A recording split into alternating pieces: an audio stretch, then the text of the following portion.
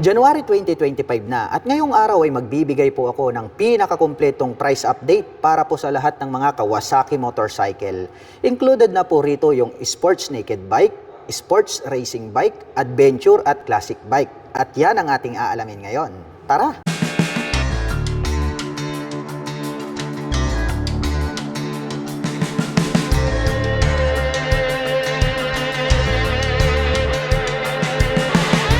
Ito po ang pinakabagong Kawasaki KLR 650. Isa po itong adventure touring bike. 2025 version po ito. Napakaangas po nito pong kanyang headlight design. Bilugan naman po ito pong kanyang mga turn signals na located dito sa bandang itaas. At mayroon daw po itong clear na windshield. Hindi nga lang po naka-installed sa ngayon. At ang kagandahan yan, mayroon na rin po pala itong integrated na Kawasaki lights straight out from casa. At napakahaba naman po nito pong kanyang front fender. At ito po pala ay equipped na po ng anti-lock braking system. Gumagamit naman po ito ng traditional telescopic fork black color para po dito sa kanyang front suspension. Meron po siya ritong rubber boots at equipped naman po ito ng single rotor disc brake with 2-pot caliper. At ito po ay naka-spokes rim set. Ito pong kanyang rim is black color.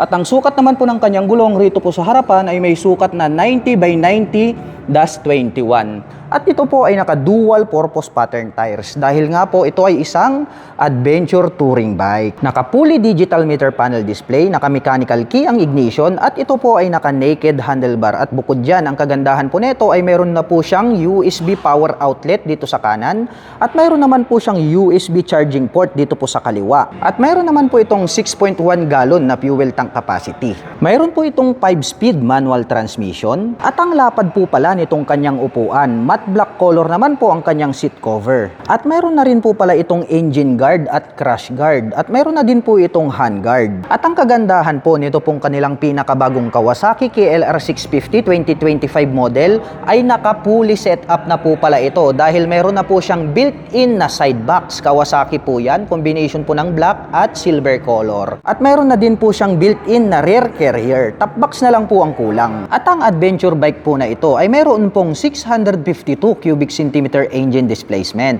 Naka 4-stroke single cylinder dual overhead cam. May bore and stroke na 100 by 83 mm at mayroon naman po itong compression ratio na 9.8 by 1. At pagdating naman po sa kanyang maximum torque at maximum power ay wala pa po tayong full detailed information dahil nga po bagong-bago pa lamang po ito pong adventure bike na ito. At ang seat height po ng motor na ito ay may taas na 34.3 inches, may ground clearance na 8.3 inches at mayroon naman po itong bigat na may kabuuang 487.1 lb. Box type naman po ito pong kanyang taillight. Bilugan naman po ito pong kanyang mga turn signals. At mayroon naman po itong single exhaust. Gumagamit po ito ng single rotor disc brake with 2-pot caliper, naka-spokes and rim set. At ito po ay naka-dual purpose pattern tires. At ang sukat naman po ng kanyang gulong rito sa likuran, ito po ay mayroong sukat na 130 by 80-17. At gumagamit naman po ito ng monoshock absorber para po dito sa kanyang rear suspension. At ang presyo po ng pinakabagong Kawasaki KLR 650 2025 version ay nagkakahalaga po ito ng 453,400 pesos. At kung balak mo naman pong kumuha ng hulugan, ay kailangan mo lang pong mag-down payment ng 168,025 pesos. Ito po ang Kawasaki Ninja ZX-6R 2025 version. Mayroon po itong napakabangis na headlight design. Matutulis naman po ito pong kanyang front face cover. At mayroon naman po itong clear na windshield. At dito naman po located itong kanyang mga side mirror sa bandang harapan dahil nga ito po ay isang sports racing bike. At dito naman po sa bandang ibaba, dito po located itong kanyang turn signals. At gumagamit naman po ito ng inverted telescopic fork para po dito sa kanyang front suspension. Showa brand po iyan. At mayroon naman po itong dual rotor disc brake with 2-pot caliper na Nissin brand. Glossy black naman po ito pong kanyang cast wheel. At ang sukat naman po ng kanyang gulong rito sa harapan ay meron po itong sukat na 120 by 70-17. Naka-fully digital meter panel display, naka-mechanical key ang ignition with immobilizer. At adjustable po pala ito pong kanyang front suspension na Showa brand. At ito naman po ay naka-naked handlebar. At mayroon naman po itong 17 liters na fuel tank capacity. At mayroon naman po itong 6-speed manual transmission with assist in slipper clutch at mayroon na rin po itong quick shifter. Ang ganda rin po nito pong kanyang upuan. Black color naman po ito pong kanyang seat cover. At ang big bike po na ito ay mayroon pong 636 cubic centimeter engine displacement. Naka 4-stroke, inline 4, dual overhead cam, liquid cooled. At nakakapag-provide naman po ito ng maximum power na 122.3 HP at 13,000 RPM. Habang nakakapagbigay naman po ito ng maximum torque na 68 Nm at 11,000 RPM. Triangle shape naman po ito pong kanyang tail light. Naka-pop up naman po ito pong kanyang mga LED na turn signals. At ito po ay equipped with single rotor disc brake with single pot caliper na Nissin brand. Glossy black naman po ang kulay nito pong kanyang cast wheel. At ang size naman po ng kanyang gulong rito po sa likuran, ito po ay may sukat na 180 by 55-17. At mayroon naman po itong single exhaust. At pagdating naman po rito po sa kanyang rear suspension, ito po ay gumagamit ng monoshock absorber with canister at yan po ay adjustable. Diecast naman po na napakatik, ito pong kanyang swing arm. At ang presyo po ng Kawasaki Ninja ZX6R 2025 version ay nagkakahalaga po ito ng 710,500 pesos. At kung balak mo naman pong kumuha ng hulugan ay kailangan mo lang pong mag-down payment ng 260,310 pesos. Ito po ang Kawasaki Z650RS. Napakaburusko po ng classic big bike na ito. Mayroon naman po itong rounded shape na headlight design. Naka-pop up naman po ito pong kanyang mga turn signals at LED na po lahat ng kanyang ginagamit para po sa kanyang lighting system. At equipped naman po ito ng traditional telescopic fork para po dito sa kanyang front suspension. At mayroon naman po itong dual rotor disc brake with 2-pot caliper na Nissin brand. Glossy black naman po ang kulay nito pong kanyang cast wheel. At ang size naman po ng kanyang gulong rito po sa harapan, ito po ay mayroong sukat na 120 by 70-17. Combination po pala ng digital at analog ito pong kanyang meter panel display. Naka-mechanical key ang ignition at ito po ay naka-naked handlebar. At mayroon naman po itong 12 liters na fuel tank capacity. Mayroon naman po itong 6-speed manual transmission at retro style naman po ito pong kanyang upuan. Combination po pala ito ng gray at black. Ito pong kanyang seat cover. At ang classic big bike po na ito ay mayroon pong 649 cubic centimeter engine displacement. Naka 4-stroke, 2-cylinder, dual overhead cam, liquid cooled. At nakakapag-provide naman po ito ng maximum power na 67 HP at 8,000 RPM. Habang nakakapagbigay naman po ito ng maximum torque na 65 Nm at 6,700 RPM. Bilugan naman po ito pong kanyang tail light at nakapop up naman po ito pong kanyang mga turn signals, LED na po yan. At ito po ay gumagamit ng single rotor disc brake with single pot caliper na Nissin brand. Glossy black naman po ang kulay nito pong kanyang cast wheel. At ang sukat naman po ng kanyang gulong rito po sa likuran, ito po ay mayroong sukat na 160 by 60-17. At mayroon naman po itong single exhaust na stainless steel. Gumagamit po pala ito ng monoshock absorber na adjustable para po dito sa kanyang rear suspension. At ito pong kanyang swing arm is diecast po siya na matte black color. At ang presyo po ng Kawasaki Z650RS ay nagkakahalaga po ito ng 469,500 pesos. At kung balak mo naman pong kumuha ng hulugan ay kailangan mo lang pong mag-down payment ng 175,060 pesos. Ito po ang Kawasaki Z900 standard version. Mayroon po itong napakaangas na headlight design. Dito naman po sa bandang itaas located, ito pong kanyang mga LED na turn signals. Mayroon din po itong maliit na visor at mayroon po pala itong split na daytime running light dito sa magkabila. At ito po ay equipped with inverted telescopic fork para po dito sa kanyang front suspension. At ito po ay gumagamit ng dual rotor disc brake na naka-flower design with 2-pot caliper na Nissin brand. At glossy black naman po ito pong kanyang cast wheel. At ang sukat naman po ng kanyang gulong rito po sa harapan, ito po ay mayroong sukat na 120 by 70-17. Naka-fully digital meter panel display, naka-mechanical key ang ignition with immobilizer. At ito po ay naka-naked handlebar. At mayroon naman po itong 17 liters na fuel tank capacity. Napaka-porma din po nito pong kanyang upuan. Matte black color naman po ito pong kanyang seat cover. At mayroon naman po itong 6-speed manual transmission with assist and slipper clutch. At ang motor po na ito ay mayroon pong 948 cubic centimeter engine displacement. Naka-liquid cooled, inline 4-cylinder, dual overhead cam, fuel injection. At nakakapag-provide naman po ito ng maximum power na 123.64 HP at 9,500 RPM.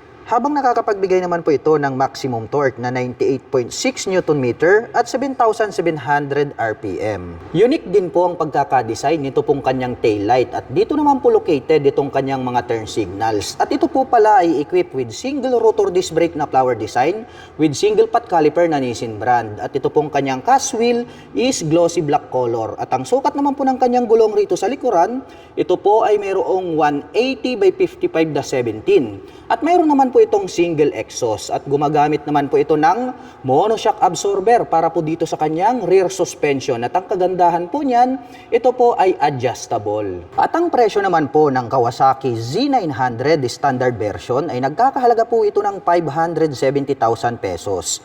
At kung balak mo naman pong kumuha ng hulugan, ay kailangan mo lang pong mag-down payment ng 209,519 pesos. Ito po ang Kawasaki Ninja ZX4RR 2025 version na po ito. Grabe, napakabangis po nito pong kanyang headlight design. Meron naman po itong clear na windshield at dito po nakaposisyon sa bandang harapan ito pong kanyang mga side mirrors. At nandirito naman po sa bandang ibaba, ito pong kanyang mga turn signals. At ito po ay equipped with inverted telescopic fork para naman po rito sa kanyang front suspension. Gumagamit po ito ng dual rotor disc brake with 2-pot caliper. Glossy black naman po ito pong kanyang cast wheel. At ang sukat naman po ng kanyang gulong rito po sa harapan, ito po ay mayroong sukat na 120 by 70/17. Naka-fully digital meter panel display, naka-mechanical key ang ignition with immobilizer. At ito po ay naka-naked handlebar. At mayroon naman po itong 15 liters na fuel tank capacity. At ito naman po ay mayroong 6-speed manual transmission. Equipped na po ito ng assist slipper clutch at mayroon na din po siyang quick shifter. Ang angas naman po nito pong kanyang upuan. Black color naman po ito pong kanyang seat cover. At ang big bike po na ito ay mayroon pong 401 cubic centimeter engine displacement, naka-liquid cooled 4-stroke inline 4. At nakakapag-provide naman po ito ng maximum power na 76.43 HP at 14,000 RPM. Habang nakakapagbigay naman po ito ng maximum torque na 39.6 Nm at 13,200 RPM. Triangle shape naman po ito pong kanyang taillight at naka-pop up naman po ito pong kanyang mga LED na turn signals. At ito po pala ay gumagamit ng single rotor disc brake with single pot caliper. Glossy black naman po ito pong kanyang cast wheel. At ang sukat naman po ng kanyang gulong rito po sa likuran, ito po ay mayroong sukat na 160 by 60/17. At mayroon naman po itong single exhaust na stainless steel. At ito po ay equipped with monoshock absorber para naman po rito sa kanyang rear suspension. At ang kagandahan po nito, ito po ay adjustable. At ang presyo naman po ng Kawasaki Ninja ZX4RR 2025 version ay nagkakahalaga po ito ng 502,500 pesos. At kung balak mo naman pong kumuha ng hulugan, ay kailangan mo lang pong mag-down payment ng 185,649 pesos. Ito po ang pinakabagong Kawasaki Z1000R 2025 version. Napakabangis po pala nito pong kanyang headlight design dahil gumagamit po ito ng 4 na projector lights para po dito sa kanyang high beam and low beam. Naka-pop up naman po ito pong kanyang mga LED na turn signals at mayroon naman po siyang little visor dito sa bandang itaas. At ito po pala ay equipped with inverted telescopic fork para po dito sa kanyang front suspension. Showa brand naman po yan at equipped na rin po pala ito ng anti-lock braking system. Gumagamit po ito ng dual rotor disc brake with 2-pot caliper na Brembo. Black color naman po ito pong kanyang cast wheel. At ang sukat naman po ng kanyang gulong rito sa harapan, ito po ay mayroong sukat na 120 by 70/17. Naka-fully digital meter panel display, naka-mechanical key ang ignition with immobilizer. At ito po ay naka-naked handlebar. At mayroon naman po itong 17 liters na fuel tank capacity. Mayroon naman po itong 6-speed manual transmission with assist and slipper clutch. At napakaastig din po ng dating nito pong kanyang upuan. Black color naman po itong kanyang seat cover at mayroon naman po siyang belt dito sa gitna. At ang big bike po na ito ay mayroon pong 1,043 cubic centimeter engine displacement to be exact, naka-liquid cooled, inline 4-cylinder fuel injected. At nakakapag-provide naman po ito ng maximum power na 142 HP at 10,000 RPM. Habang nakakapagbigay naman po ito ng maximum torque na 111 Nm at 7,300 RPM. Attractive po ang pagkakadaan pagkakadesign nitong kanyang taillight. Naka-pop up naman po ito pong kanyang mga LED na turn signals. At ito po ay equipped with single rotor disc brake. Black color naman po ito pong kanyang cast wheel. At ang sukat naman po nito pong kanyang gulong rito sa likuran, ito po ay mayroong sukat na 190 by 50-17. At mayroon naman po itong dual exhaust dito sa kanan. Mayroon din po itong dual exhaust dito sa kaliwa. At gumagamit naman po ito ng monoshock absorber para po dito sa kanyang rear suspension. At ang presyo po ng Kawasaki Z1000R ay nagkakahalaga po ito ng 725,500 pesos. At kung balak mo naman pong kumuha ng hulugan ay kailangan mo lang pong mag-down payment ng 266,951 pesos. Ito po ang Kawasaki ZH2 top of the line sports naked bike. Napakabangis po pala nito pong kanyang headlight design. Matulis po ito pong kanyang front face cover na parang nagkaroon ng pangil dito sa bandang harapan. Mayroon naman pong Kawasaki logo dito sa bandang gitna at mayroon naman po itong maliit na visor. At dito naman po located dito pong kanyang mga turn signals na LED. At ito po pala ay equipped with inverted telescopic fork para po rito sa kanyang front suspension. At ito po ay equipped with ABS or anti-lock braking system. Gumagamit po ito ng dual rotor disc brake with 2-pot caliper na Brembo. At glossy black naman po ang kulay nito pong kanyang cast wheel. At ang size naman po ng kanyang gulong rito po sa harapan, ito po ay mayroong sukat na 120 by 70-17. Naka-fully digital meter panel display, naka-mechanical key ang ignition, equipped na po yan ng immobilizer. At mayroon naman po itong 19 liters na fuel tank capacity. At bukod dyan, ang kagandahan po nito ay mayroon na po siyang cruise control. At ito po ay naka-naked handlebar. At mayroon naman po itong 6-speed manual transmission. Equipped na rin po ito ng assist and slipper clutch at mayroon na rin po siyang quick shifter. Ang astig din po nito pong kanyang upuan. Black color naman po ito pong kanyang seat cover. At mayroon naman po siyang belt dito sa gitna. At ang Kawasaki ZH2 ay mayroon pong 998 cubic centimeter engine displacement. Naka 4-stroke, inline 4, dual overhead cam, liquid cooled. At nakakapag-provide naman po ito ng maximum power na 200 HP at 11,000 RPM. Habang nakakapagbigay naman po ito ng maximum torque na 137 Nm at 8,500 RPM. Unique naman po ang pagkakadesign nitong kanyang taillight. Naka-pop up naman po ito pong kanyang mga LED na turn signals. At ito po pala ay gumagamit ng single rotor disc brake with single pot caliper na Nissin brand. Glossy black naman po ang kulay nito pong kanyang cast wheel. At ang sukat naman po ng kanyang gulong rito po sa likuran, ito po ay mayroong sukat na 190 by 55-17. At mayroon naman po itong mapormang exhaust pipe at gumagamit po pala ito ng monoshock absorber para po dito sa kanyang rear suspension at ito po ay adjustable. At ang presyo naman po ng Kawasaki ZH2 ay nagkakahalaga po ito ng 923,500 pesos. At kung balak mo naman pong kumuha ng hulugan ay kailangan mo lang pong mag-down payment ng 336,767 pesos. Ito po ang Kawasaki Z500 SE 2025 version. Mayroon po itong napakalupit na headlight design. Mayroon naman po itong glossy black na visor. Dito naman po located sa bandang itaas, ito pong kanyang mga LED na turn signals. At ito po pala ay equipped with traditional telescopic fork para po dito sa kanyang front suspension. At ito po ay gumagamit ng single rotor disc brake with 2-pot caliper na Nissin brand. At green color naman po ito pong kanyang cast wheel. At may sukat naman po ang kanyang gulong rito sa harapan na 110 by 70-17. Naka-fully digital meter panel display, naka-mechanical key ang ignition at ito po ay naka-naked handlebar. At mayroon naman po itong 14 liters na fuel tank capacity. Sporty looks naman po ang dating nito pong kanyang upuan. Black color naman po ito pong kanyang seat cover. At mayroon naman po itong 6-speed manual transmission with assist and slipper clutch. At ang big bike naman po na ito ay mayroon pong 451 cubic centimeter engine displacement to be exact. Naka 4-stroke parallel twin liquid cooled fuel injected engine. At nakakapag-provide naman po ito ng maximum power na 51.3 HP at 10,000 RPM. Habang nakakapagbigay naman po ito ng maximum torque na 42.6 Nm at 7,500 RPM. Pahaba naman po ang hugis nito pong kanyang taillight at nakapop up naman po ito pong kanyang mga turn signals. At ito po ay gumagamit ng single rotor disc brake with 2-pot caliper na Nissin brand. At green color naman po ito pong kanyang cast wheel. At ang sukat naman po ng kanyang gulong rito sa likuran, ito po ay mayroong sukat na 150 by 60-17. Meron po itong single exhaust at naka monoshock absorber naman po ang kanyang rear suspension. At ang presyo naman po ng Kawasaki Z500 SE 2025 version ay nagkakahalaga po ito ng 359,100 pesos.